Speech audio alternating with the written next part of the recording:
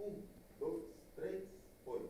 Olá, gente de Deus, estamos iniciando mais um episódio do BleaCast, o seu podcast semanal com assuntos que é de espiritualidade cristã de forma contemporânea, criativa e transformadora. Hoje nós estamos aqui com uma pessoa que você vai aprender muito sobre teologia pentecostal. Eu estou muito feliz em receber ele aqui. Antes de apresentar esse nosso convidado todo especial, eu quero apresentar aqui do meu lado o jovem gênio. Esse menino já leu em torno de uns 13 mil livros. Ele está aqui, ele só anda com livro, olha ali, ó. Ele não descansa no olhar dele para nada. O João Antônio, que está aqui do meu lado. Obrigado, João. Olá, pessoal. Paz do Senhor. Um prazer poder estar aqui com vocês. Pronto. Agora, deixa eu apresentar o do outro lado da mesa, Pastor Johnny. Pastor Johnny, é um grande prazer ter você aqui novamente. Obrigado, pessoal. Muito bom estar aqui no BleaCast. Pastor Marcos, gratidão, viu? Uma amizade aí, vendo aqui o João. Estamos aqui junto. Pastor assembleiano. Pastor assembleiano, vamos falar hoje. Hoje é um podcast muito assembleiano, vai ser bom. Onde que é a igreja? AD Bandeirantes, Campo de Campinas, Assembleia de Deus. Pronto, já apresentou o John, todo mundo já viu aqui o Gutierrez. Gutierrez é de São Paulo. Isso. Seja muito bem-vindo. Prazer, meus irmãos, aqui. É um prazer estar falando com a Igreja de Goiás, com os assembleianos de Goiás. Estou muito feliz de estar aqui. Então você vai começar dizendo, assim, uma coisa que eu tenho muita curiosidade. Qual é a base doutrinária da teologia pentecostal? São algumas, né? Se a gente falar em teologia pentecostal, tem que relacionar um período histórico da igreja, que é o avivamento da Rua Azusa, em 1906. Ele marca esse início desse movimento. E o movimento pentecostal, ele herda uma discussão do século XIX, que é uma discussão a respeito de uma segunda experiência diferente da conversão, que é chamada de batismo no Espírito Santo, no contexto metodista. A partir do contexto metodista, essa discussão ela girava em torno da santidade. Então, a ideia era uma experiência, depois da conversão, de uma santificação muito intensa que se recebia. No decorrer do século XIX, foi passando da santidade por um poder testemunhal, ou seja, uma capacitação que nós recebemos para se tornar uma testemunha mais eficaz do Evangelho. E é daí que nasce, então, esse conceito pentecostal de batismo no Espírito Santo como revestimento de poder.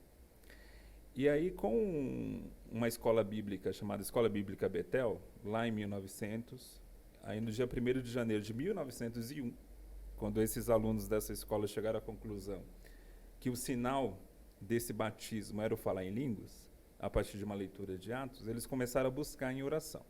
E no dia 1º de janeiro de 1901, uma aluna foi batizada no Espírito Santo falando em novas línguas, né, que é a Agnes Osma. Então isso marca o início aí do que a gente chama de pentecostalismo, mas só em 1906 que esse pentecostalismo explode pelo mundo todo a partir do avivamento da Rua Azusa com William Seymour. Então, é inegável falar que uma base doutrinária importante do pentecostalismo é a ideia de um revestimento de poder, de um batismo no Espírito Santo, que visa a evangelização, a missão, ou seja, transformar o crente em uma testemunha ousada e corajosa do Evangelho. Então, essa é uma base primordial. Gunnar Wingre e Daniel Berg já estavam lá. Eles eram europeus, suecos. Sim. Eles foram para os Estados Unidos a trabalho, para buscar emprego. Com boa parte dos suecos também.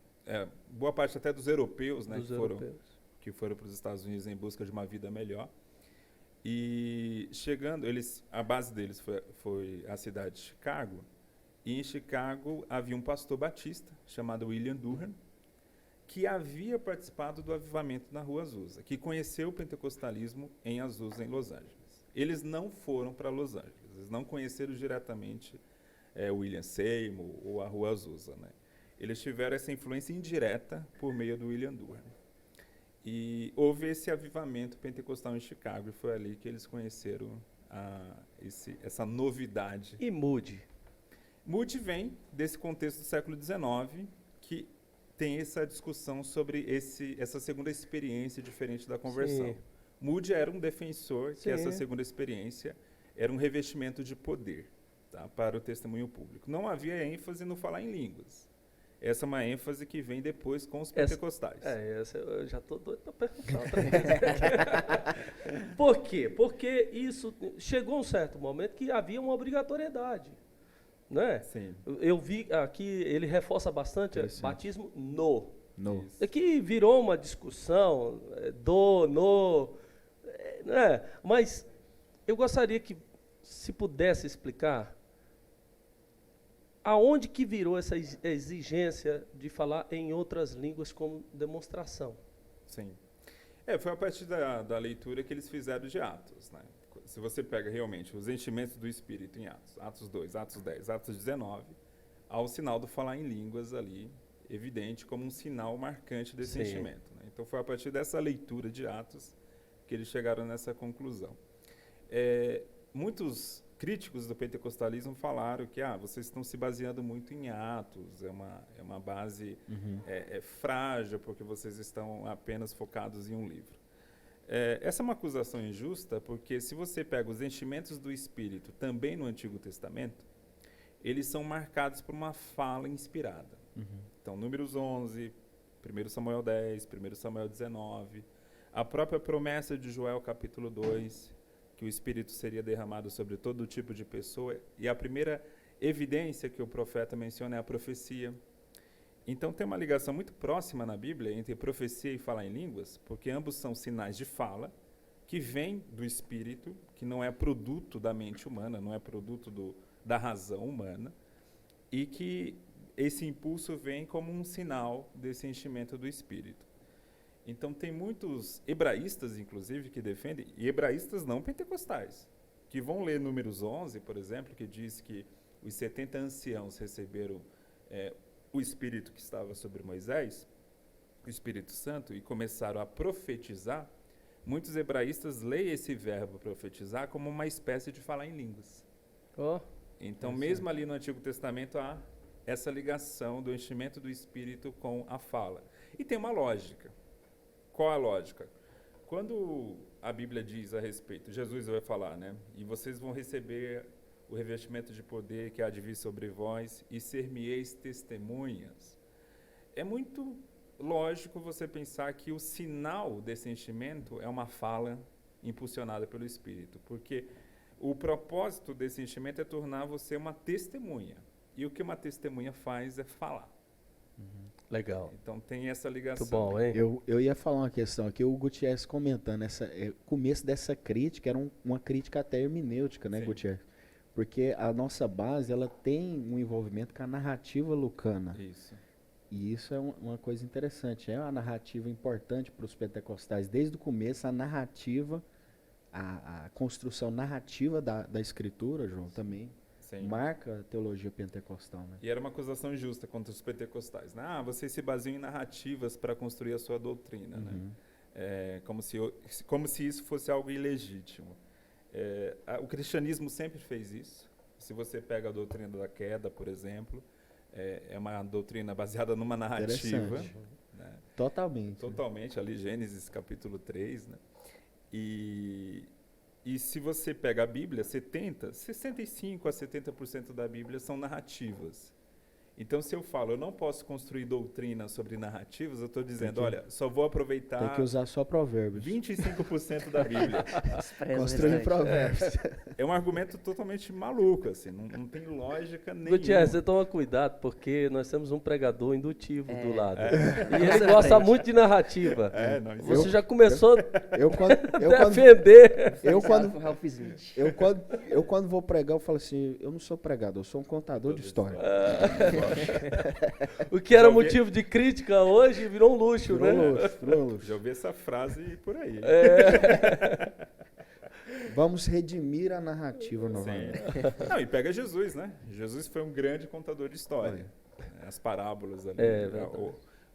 É engraçado isso, porque a grande marca de Jesus como um rabi, como um mestre, é o contar a história. Interessante, um livro até da cultura, esqueci o nome do autor, mas o nome do livro é Ele Nos Deu Histórias. É um ato de Deus realmente ensinar-nos pelas narrativas. Sim. E o pentecostalismo soube aproveitar isso muito bem, porque não só aproveita a narrativa de Atos, mas inclusive as narrativas do Antigo Testamento com uma identificação. Então, é muito comum você, numa igreja pentecostal, ouvir pregações sobre Elias, Eliseu, né, sobre os profetas de maneira geral. Então, alguém lê lá a história de Jeremias. marca muito as pessoas. O público pentecostal se sente feliz, né? Eles vivem essas histórias. Sim. Né?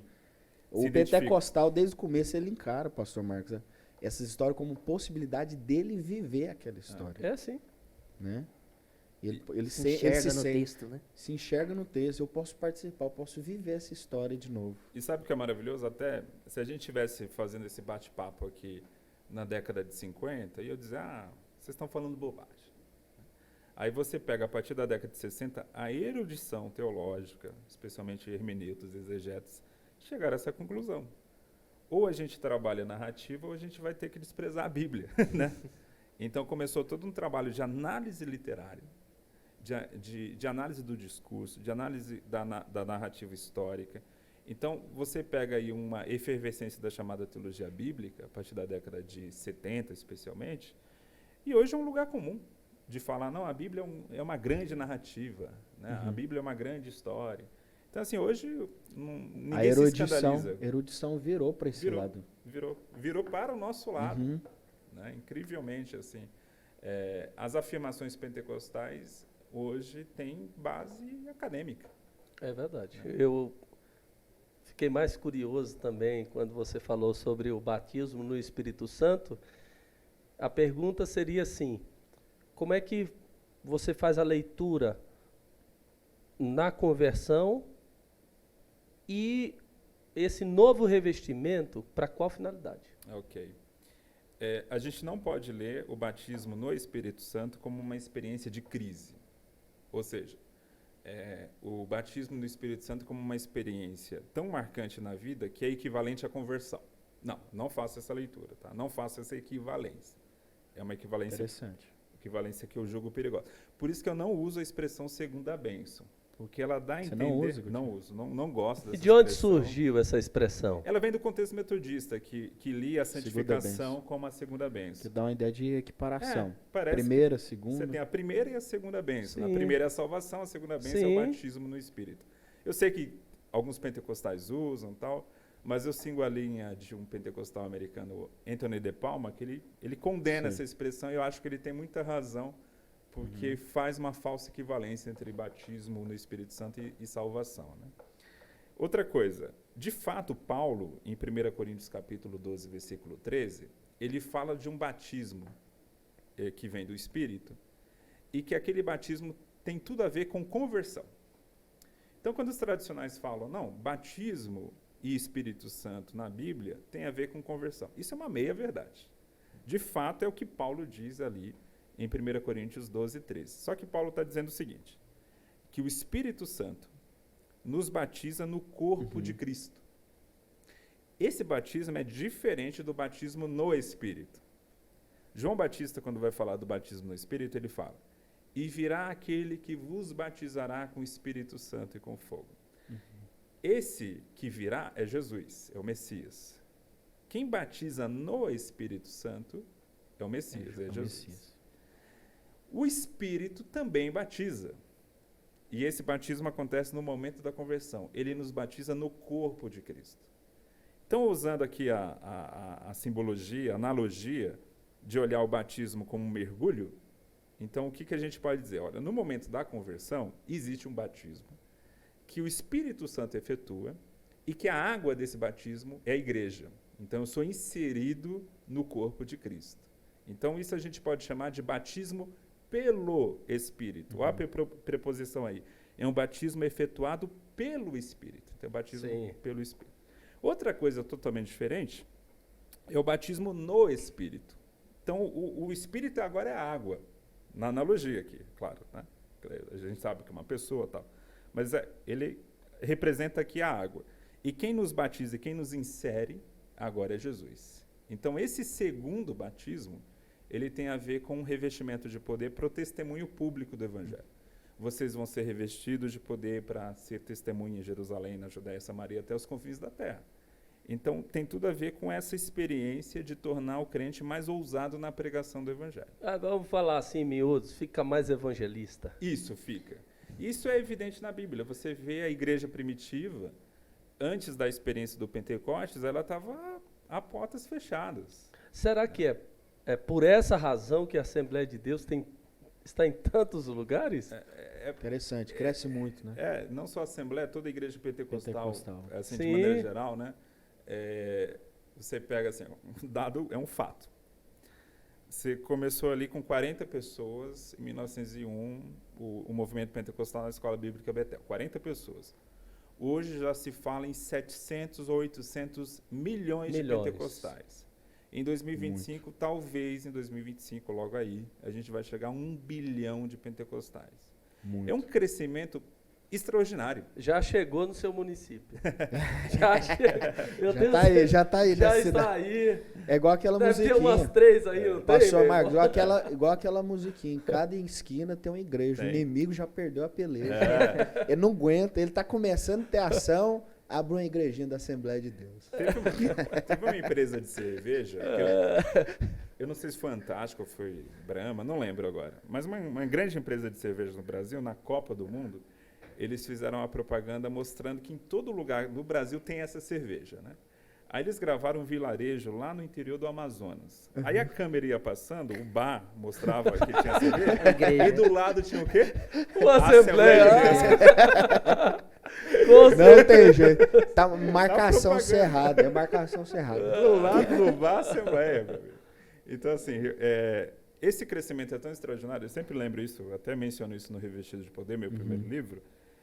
O Philip Jenkins, que é um historiador da igreja, um historiador anglicano, ele fala, o crescimento pentecostal é inexplicável. Ele é tão... Porque assim, pega a igreja católica, Sim. que tem 1,5 bilhão, mais ou menos, né, de católicos no mundo. Só que a igreja católica está aí há 2.000 anos, praticamente. vai. Sim. Ou pelo menos 1.900 anos. vai. Gutierrez, é interessante que é um crescimento muito diverso. Sim. Né? Eu estava lendo aquele pentecostalismo do Alan Anderson, vai falando que é difícil às vezes a gente, né, pastor Marcos, padronizar a confessionalidade, vamos dizer assim, como que a gente pode dizer? Tem muita diversidade no movimento pentecostal. Não, eu acho que você falou um assunto aí que não pode padronizar, que é por isso que existe isso aqui, ó. Olha. Não, eu trouxe aqui, porque... Tirar a campainha. Mas Vamos fazer o hashtag, você que está aí vendo, hashtag volta a campainha. olha aqui, ó, um símbolo, não É é? o símbolo da ordem do culto, né? Então, é do culto. Por quê? Porque eu acho que é esse movimento fluido, né, que tem o pentecostalismo, Espontâneo. que existe em alguns lugares, alguns excessos, com algumas aberrações também. Sim, Por isso que existia, sim, para manter a ordem. sim. O que você fala sobre isso? O pentecostalismo, como qualquer movimento que envolve homens, tem seus problemas, tem seus exageros, né? Então, você tem esse lado, às vezes, excessivamente místico. Eu não condeno a palavra mística, tá? Também não condeno. Porque na história da igreja é uma palavra que tem a ver com um movimento muito bonito, que foi o resgate de uma espiritualidade palpável. Eu quero sentir Deus, algo que o pentecostalismo resgatou. Então, o pentecostalismo é místico, sim. O que ele não pode é abraçar o exagero nesse sentido de achar que a vida cristã se resume a experiências estáticas com Deus.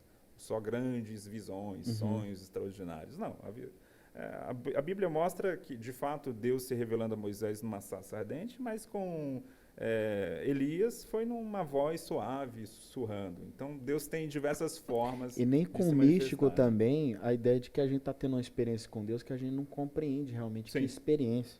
Porque geralmente a ideia místico, é assim, o termo usado Não é com a pejorativamente. aversão à racionalidade. Isso mesmo. Não isso tem mesmo. aversão, Isso né? mesmo. Que é alguém que vai numa experiência, volta, ele fala, eu não sei o que foi aquilo, mas foi muito bom.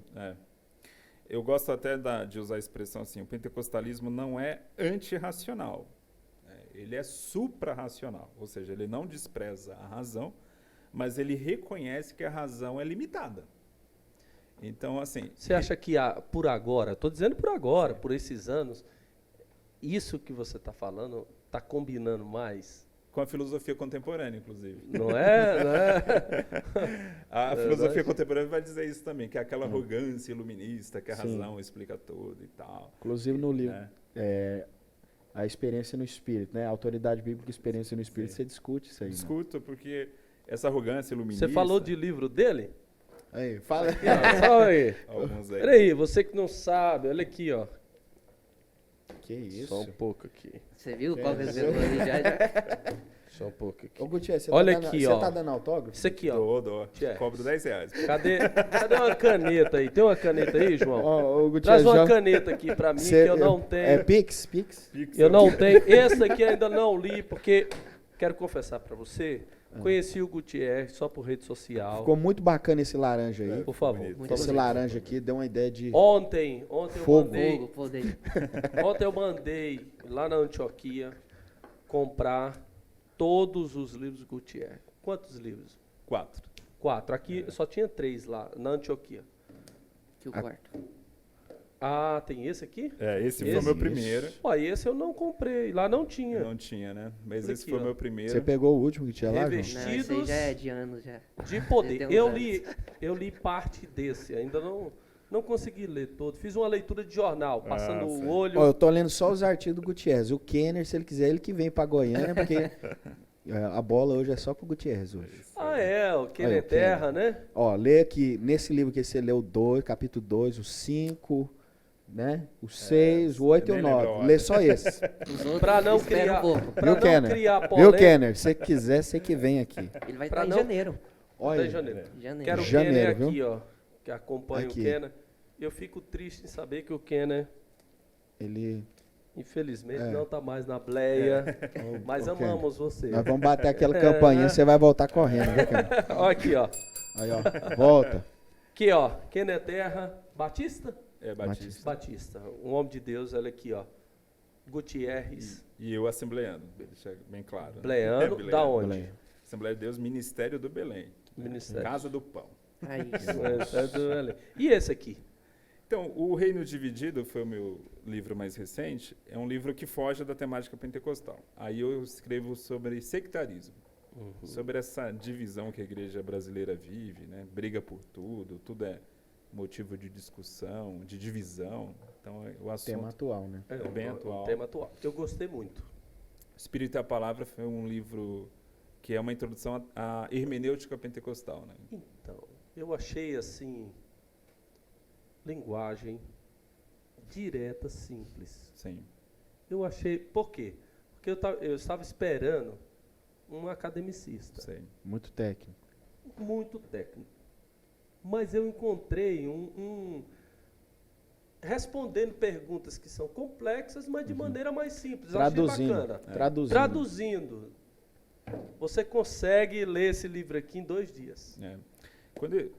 Isso é uma característica tanto do Revestir de Poder, do Espírito e a Palavra, e também dos demais. Eu escrevo pensando de alguma forma em colaborar com o debate acadêmico, eu penso nisso, mas eu escrevo para o público da igreja.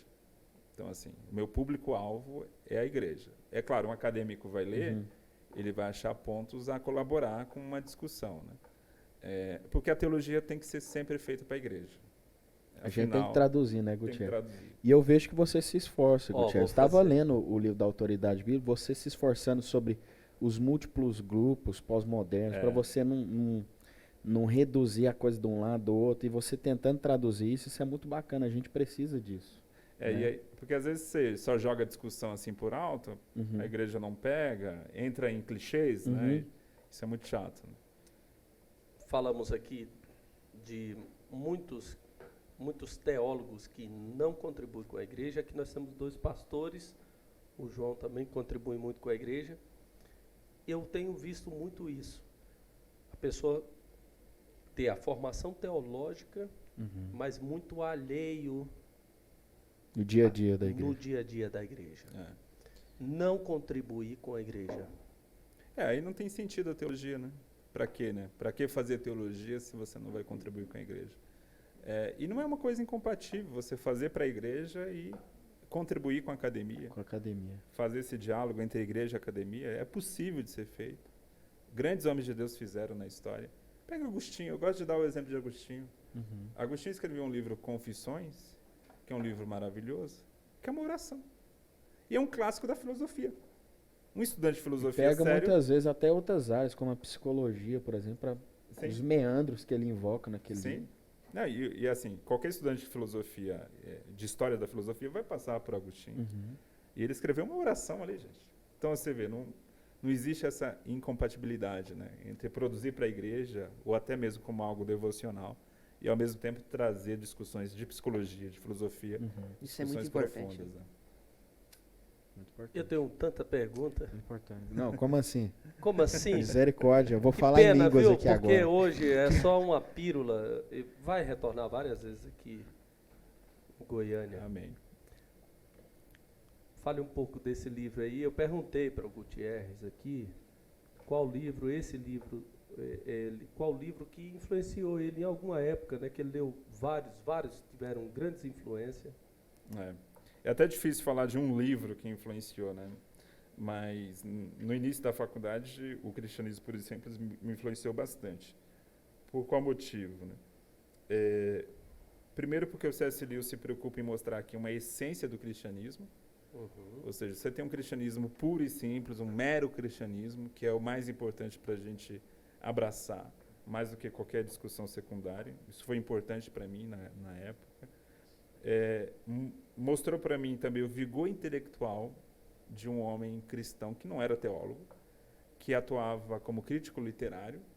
Então mostrou, puxa, ele sempre atuou nessa área, foi um professor de crítica literária, mas discutia a Bíblia como ninguém, tinha uma profundidade teológica impressionante e era um grande intelectual respeitado. Então você vê que não há essa incompatibilidade. Foi um homem que abençoou a igreja, mesmo nunca exercendo o ministério, nunca foi pastor, nunca foi professor de teologia, né? Então isso também me impressionou no C.S. Lewis.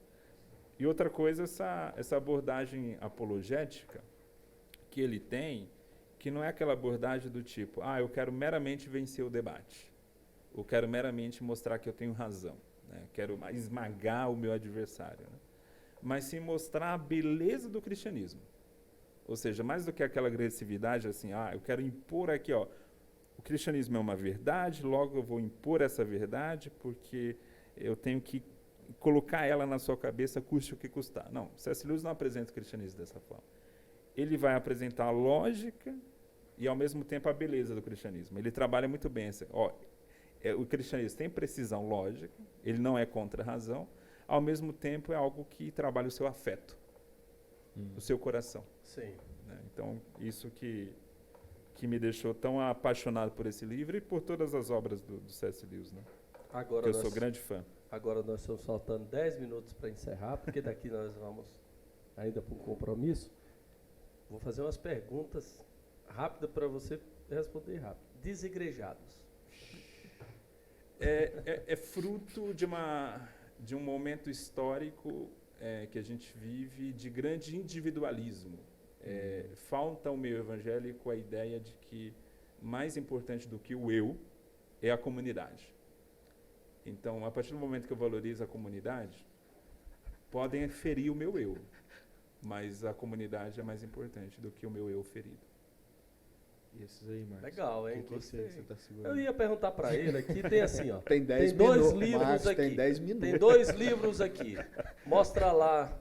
10 Mostra minutos. aí para todo olha aí. mundo esses 2 livros. Contra o calvinismo, do Roger E- Walson, E esse o outro. e a favor do calvinismo, do Michael Se eu Moore. fosse te presentear, qual que você queria? Com certeza o contra o calvinismo. Eu já tenho os dois, muito Já obrigado. tem os 2, então explica aí um pouco da sua posição. Eu acho que é muito legal. Eu sou arminiano, né? Eu não jogo fora a colaboração da teologia reformada, inclusive para a minha vida. Eu aprendi muito com os reformados, muita teologia com eles, até porque um tempo atrás era o que tinha, basicamente na internet, né? Mas eu vejo uma beleza muito grande na teologia arminiana, que é especialmente, eu vejo que ela trabalha melhor o equilíbrio sobre a questão da soberania de Deus. Qual o problema que eu vejo no calvinismo? Parece que o calvinismo elege a soberania de Deus como um atributo mais importante do que os demais atributos de Deus. E isso é um problema lógico, porque se Deus é um ser infinito, ele não tem atributo mais importante do que o outro. Todo atributo de Deus é igualmente infinito. Então o amor dele é infinito, a grandeza, a soberania, a bondade. Então não posso eleger um atributo dele mais importante do que o outro. A teologia romântica faz isso também com o amor de Deus, acaba elegendo o amor de Deus como um atributo mais importante. Mas o calvinismo faz isso com a soberania e torna Deus um tanto carrasco, um tanto difícil de lidar, né? Um cara meio cabeça dura, assim, difícil, né? Não tem muito o que conversar com ele, porque ele é inflexível, né? Uma pedra, literalmente uma pedra. Então, eu vejo que o problema do calvinismo essa é a minha grande dificuldade com o calvinismo. Eleger a soberania de Deus, que é um atributo de Deus, é claro, que a gente vai defender. Mas dizer que é o atributo mais importante. Aí, o calvinista vai dizer, não, mas a gente não fala isso. Mas, na prática, se prega isso. E quem são os arminianos favoritos? Olha, o Roger Walsh é um arminiano importante.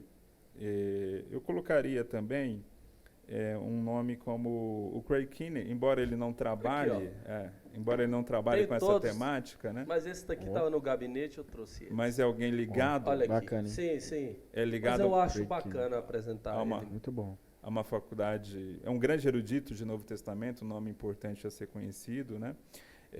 Hoje, na atualidade, quem que é assim? Você acha que é ele?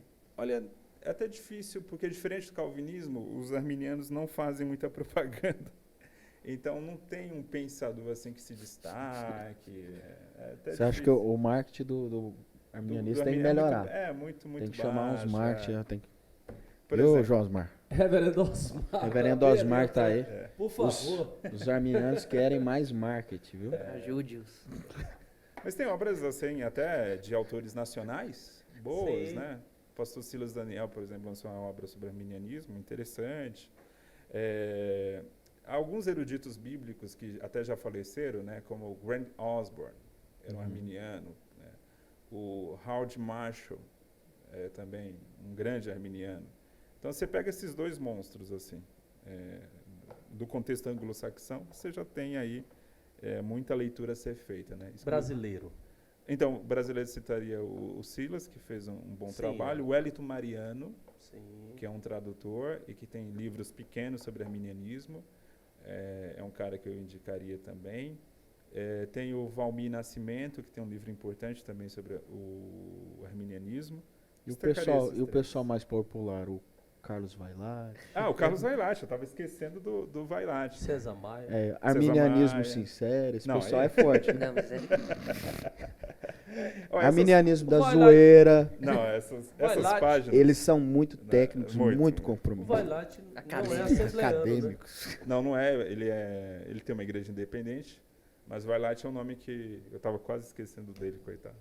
Mas é o principal arminiano no Brasil hoje, né?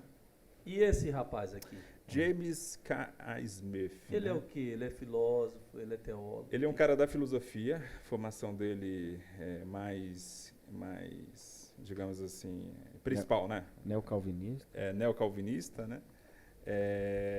Pentecostal É barra isso. E carismático. pode ser isso. pentecostal neocalvinista também? Aí, Pode. aí eu queria, Até assim, pode. tá Embora seja terminando. não dá polêmica. tá terminando, Ô, quantos minutos? mas como é que é esse negócio de pentecostal reformado?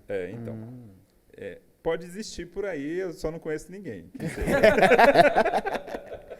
Eu já ouvi, é igual cabeça de bacalhau. Você sabe que tem, né, mas você nunca viu. O meu problema com Walter chama... McAllister, se ele tivesse aqui, ele ia... Então, o McAllister, eu vou falar publicamente porque essa crítica Sim. chegou a ele Sim, e é claro, pública, tá? eu sei. Não estou falando fofoca aqui, não. Né?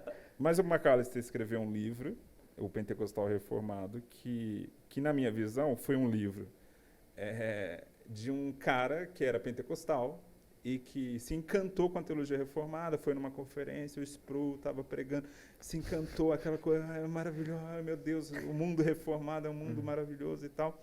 Aí o livro é mais ou menos isso. Ó, desculpa, eu sou de uma origem pentecostal, mas a maravilha mesmo é a teologia reformada. Foi essa impressão que o livro dele me passou. Os distintivos pentecostais, né, Sumiram. Gutierrez? Eu lembro da sua crítica. É. Os distintivos ficam Não tem meio no livro. apagados. Né? Apagado, totalmente. Ele não trabalha os autores pentecostais. Pentecostais. Basicamente, o pentecostalismo no livro é a tradição do meu pai, que eu herdei e tal, que por uma contingência histórica, né, eu nasci pentecostal. Então, assim, é uma coisa que eu não gostei muito.